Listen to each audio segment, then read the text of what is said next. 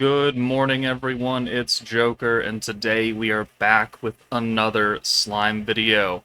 And today, because I realized through the power of my mod team that I never actually made a how to build video on the Vengeance team, and with the Vengeance rerun currently going on, it's probably a good idea, since Vengeance is still one of the top teams of the game and can help most people clear 99% of content. Maybe not 100%, not Inferno 3 beatdown battles that nerf it specifically, but it can clear everything else that it can be used in.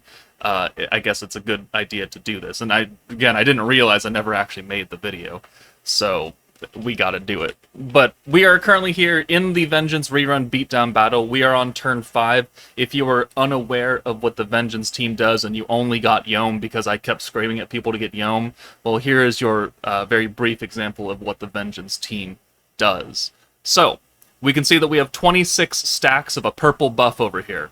Purple debuff. That is the Vengeance skill. And what does Vengeance do?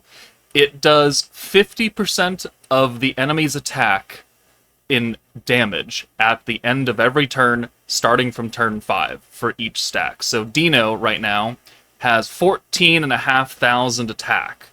Every stack of Vengeance is going to do 7,300 roughly of damage, and then you times that by 26. 7,300 times 26.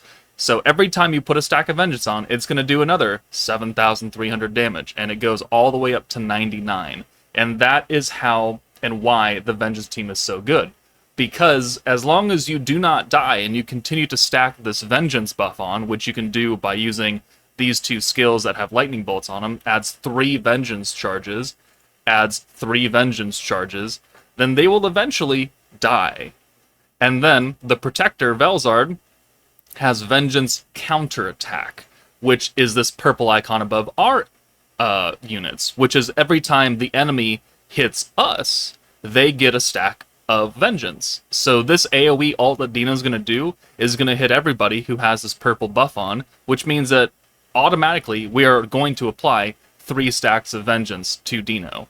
So we have this hand. This is a green-focused, long-form team. It's technically stacking because you're stacking buffs on the enemies, but it's not like a traditional I'm going to do gigantic Momiji Ogre's Pride 30 million damage. No, this is I'm going to turtle for 20 turns and watch them slowly kill themselves as they continue to hit me over and over. So right now, we have this hand. Okay, cool.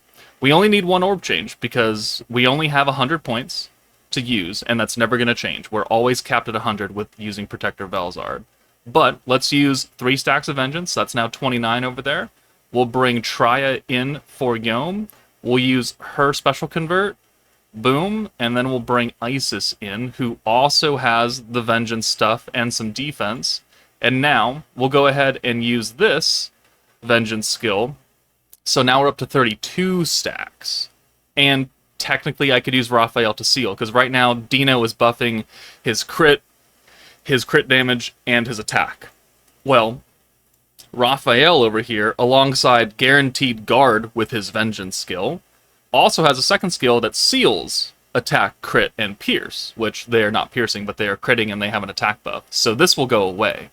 And also give us a 50% element resistance by 50%. So if we do that now, he's not going to technically get his attack up and his crit rate. So his attack will actually be lower. It's now only 11,200, which means our Vengeance is going to do slightly less damage. But it means that we will survive. So if we send this ult, and then they hit us, and the turn ends, since this is turn 5, you'll see the lightning bolts come down from the sky.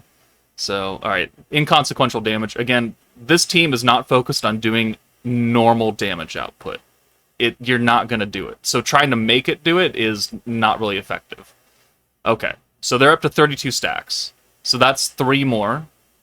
4, 5, 6. So now they're up to 38 stacks, and boom, 213k damage. Lightning bolts from the sky. And now every turn past turn 5, they're going to take at least that amount of damage. If not more, because we still have the purple buff on, and they're still going to hit us. So we could send literally this 1 orb right here, and not do anything. that's a hit. That counter. So that's 2, 3, and 4, and 5. So now up to 43 stacks, and now Carrion's dead.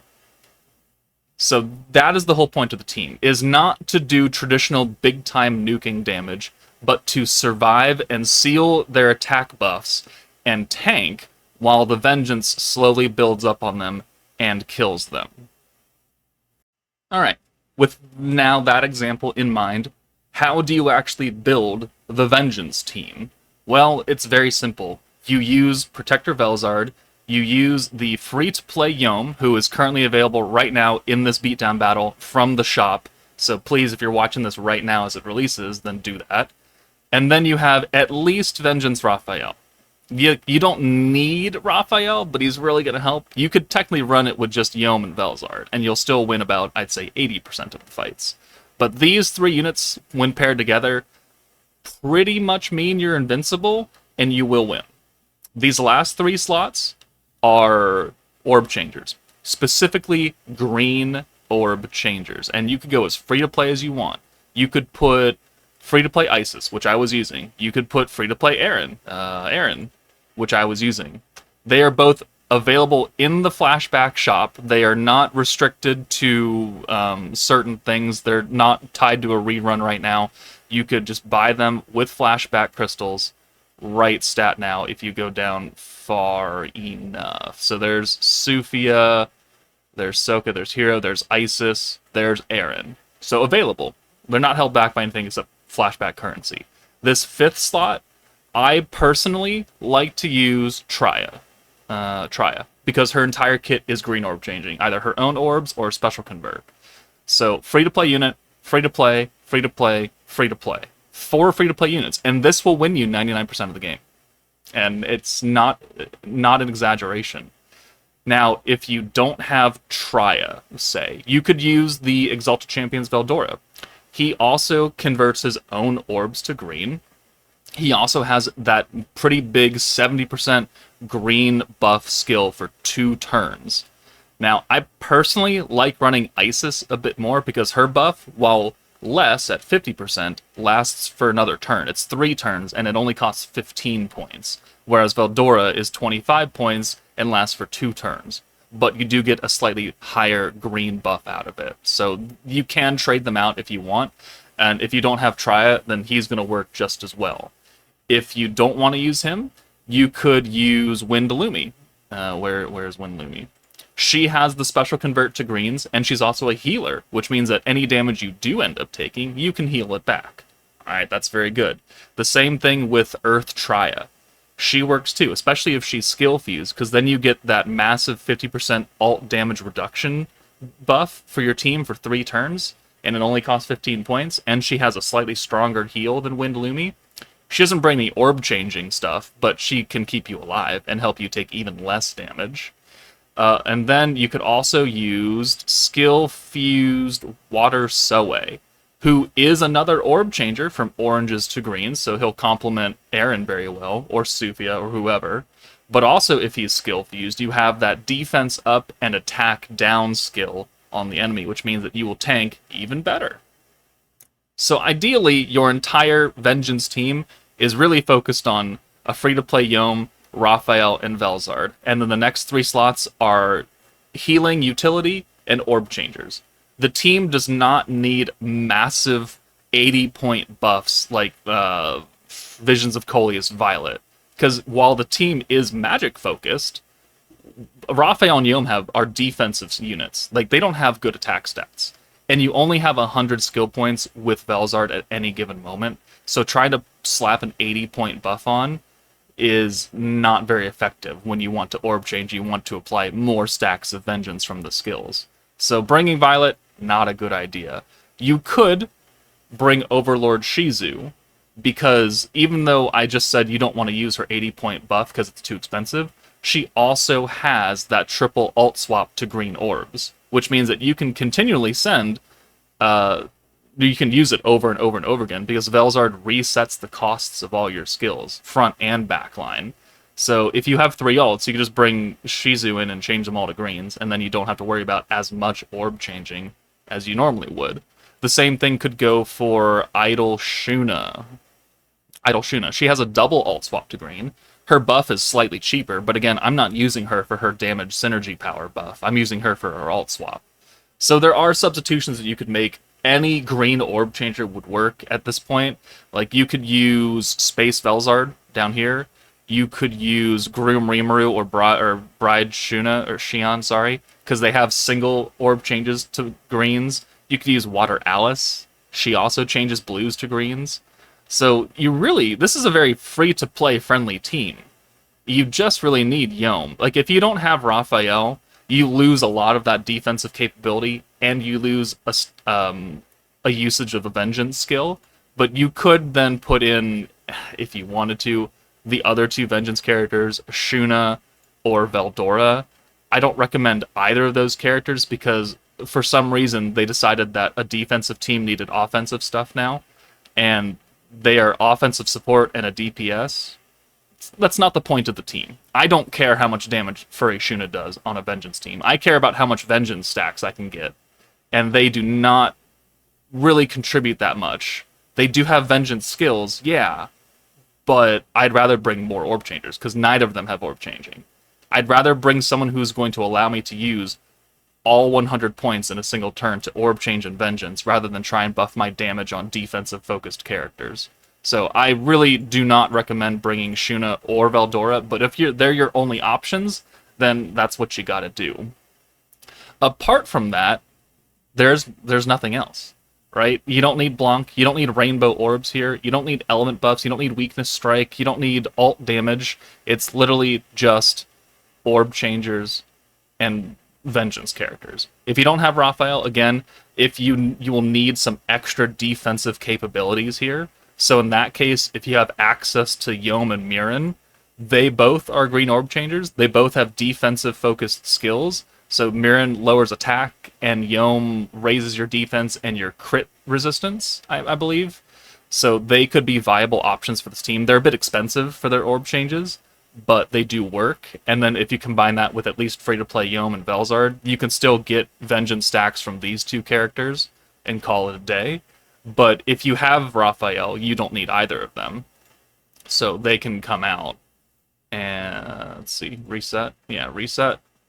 And then we'll just put Raphael back in. So that's pretty much it.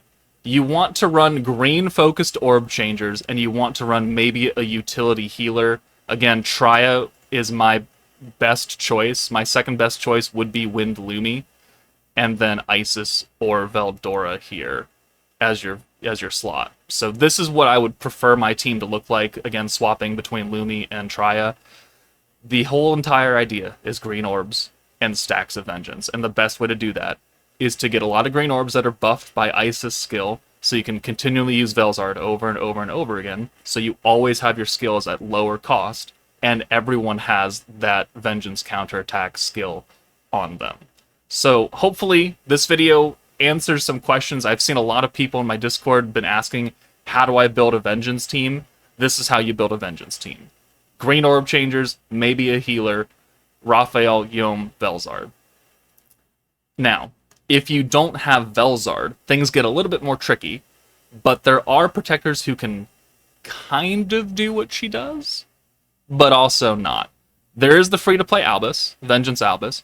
She also applies that Vengeance counterattack state, but only for one turn, and she doesn't reset the costs of your skills. So eventually, Yome's orb change and his Vengeance skill is going to get to 100 points, and you can't really use it again. So this is, like, really, really rough option. If you were to want to use another protector, the next best one would be Overlord Rimuru, because he's giving greens extra skill points, he's raising your skill cap, and he's resetting costs. You can use Yome over and over and over and over again, and you can get just Vengeance stacks off of him purely, and you could run, you don't even need Raphael, except for his defensive potential. You could just use Vengeance from here, and it'll be a lot slower, but you'll kill them eventually. You'll need those defensive, like Yome and Mirren or something like that. If you don't have this Rimuru, your next best bet would probably be Dark Veldora from the first anniversary, who's doing the same thing Rimuru is, but not as good. And then after that would be this Dark Rimuru, who's giving you extra defense, and resetting skill costs. So there's at least a few things, but no one besides that free-to-play Albus is going to give you that Vengeance counterattack state. So there are substitutes for the Protectors. None of them are going to be nearly as good as Velzard, though, as is the case with most teams, but it is possible. So Yelm, when paired with a bunch of green orb changers and Velzard, are going to win you the fight. So again, hopefully this video answers a lot of your questions. If you have any more questions, please let me know in the comments, or join the Discord and you can ask there. There really isn't a lot of other nuance to this team.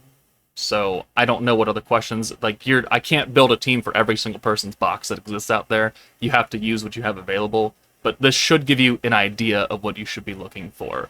But that's it from me, guys. Take it easy, and I'll see you all later.